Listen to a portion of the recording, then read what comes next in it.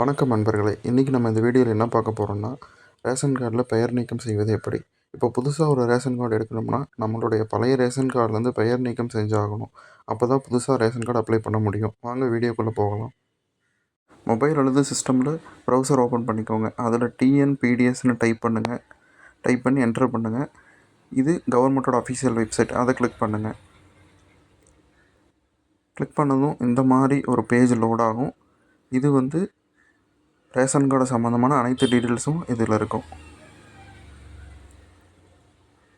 இதில் நீங்கள் புதுசாக விண்ணப்பிக்கிறது, விண்ணப்பத்தின் நிலை, உறுப்பினர் சேர்க்கிறது, முகவரி மாற்றம், குடும்பத் தலைவர் மாற்றம், அனைத்து டீட்டெயில்ஸும் இருக்கும். இதில் நம்ம பார்க்க போகிறது குடும்ப உறுப்பினர் நீக்கிறது. அதை கிளிக் பண்ணிக்கோங்க. கிளிக் பண்ணதும் இப்போது நீங்கள் பழைய ரேஷன் கார்டில் பதிவு செஞ்சு ஃபோன் நம்பர் இங்கே கொடுக்கணும். அதை என்டர் பண்ணிக்கோங்க.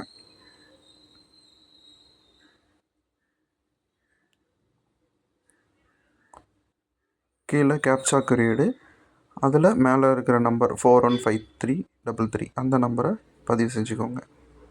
அதுக்கப்புறம் கிளிக் பண்ணிக்கோங்க. கிளிக் பண்ணதும் நீங்கள் அந்த பதிவு செஞ்ச நம்பருக்கு ஒரு ஓடிபி வரும். அந்த ஓடிபியை எடுத்து இதில் என்ட்ரு பண்ணிக்கோங்க.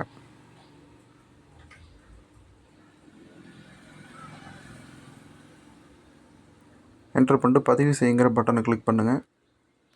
அதுக்கப்புறம் இந்த மாதிரி ஒரு பேஜ் லோட் ஆகும். இதில் தான் நம்ம ஆவணங்கள் இணைக்கிறது, யாரை நீக்கிறங்கிற டீட்டெயில்ஸ் எல்லாம் கொடுக்க போகிறோம். ஆவண வகைகள் இறப்புச் சான்று, திருமண சான்று, தத்தெடுப்பு சான்று, இதர சான்று. இதை கொடுத்து நம்ம நீக்கிக்கலாம். ஃபைல் சூஸ் பண்ணும். முக்கியமாக ஃபைல் 1 MBக்குள்ளே இருக்கணும். அது மாதிரி பார்த்துக்கோங்க. ஃபைலை சூஸ் பண்ணிக்கோங்க. நான் இப்போ திருமண சான்றிதழ் கொடுக்குறேன்.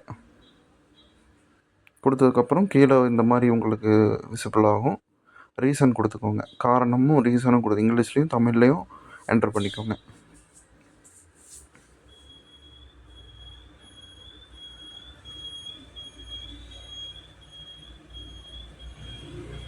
அதுக்கப்புறம் நீங்கள் யாரை நீக்கணுமோ அவரோட பெயர்கள் வரிசையாக இருக்கும். அதில் நீங்கள் அந்த செக் பாக்ஸ் கிளிக் பண்ணி உறுதிப்படுத்தல் செக் பாக்ஸும் கிளிக் பண்ணிக்கோங்க.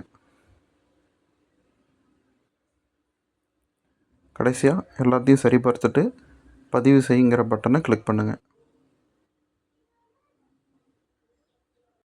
பதிவு செஞ்சதும் நமக்கு ஒரு குறிப்பு எண் கிடைக்கும். அதை வச்சு தான் ஸ்டேட்டஸ் பார்க்க முடியும். அட்டை தொடர்பான சேவை நிலை கிளிக் பண்ணதுக்கப்புறம் அதில் குறிப்பு எண்ணை கொடுத்து பதிவு செய்யுங்கிற பட்டனை கிளிக் பண்ணுங்கள்.